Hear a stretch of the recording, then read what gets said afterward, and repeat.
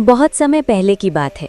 एक छोटा सा गांव था जहां लोग बहुत मेहनती थे, लेकिन फिर भी उन्हें 2 वक्त का खाना मुश्किल से मिलता था।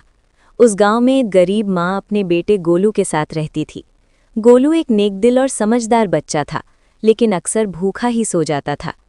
एक दिन माँ ने दुखी होकर कहा, बेटा, आज घर में कुछ भी खाने को नहीं है। गोलू ने माँ को दिलासा दिया और कहा, माँ, चिंता मत करो, सब ठीक हो जाएगा। ये कहकर गोलू जंगल की ओर निकल पड़ा। चलते चलते उसे बहुत भूख लगने लगी। तभी अचानक उसे एक बूढ़े बाबा दिखाई दिए। बाबा की आंखों में अजीब सी चमक थी। बाबा ने मुस्कुराकर गोलू से कहा, बेटा, तुम बहुत अच्छे हो, ये लो एक जादुई समोसा, लेकिन याद रखना, इसका इस्तेमाल सिर्फ अच्छे काम के लिए करना।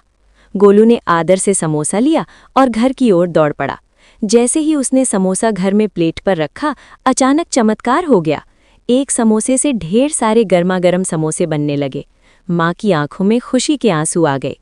गोलू ने गांव के सभी भूखे लोगों को समोसे बांटे। पूरा गांव खुश हो गया, लेकिन गांव का लालची सेठ ये सब देख रहा था। उसने चोरी से जादुई समोसा चुरा लिया और बोला, अब तो मैं सबसे अमीर बन जाऊंगा।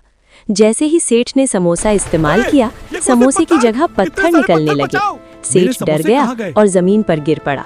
तभी वही बूढ़े बाबा प्रकट हुए और बोले, लालच करने वालों के लिए कोई जादू नहीं होता। सेठ को अपनी गलती का एहसास हुआ।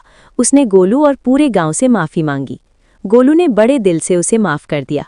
इसके बाद गोलू और उसकी माँ ने जादुई समोसे से सबकी मदद की। गांव फिर से खुशहाल बन गया। इस कहानी से हमें ये सीख मिलती है कि अच्छाई करने से ही सच्चा चमत्कार होता है और लालच हमेशा नुकसान ही देता है।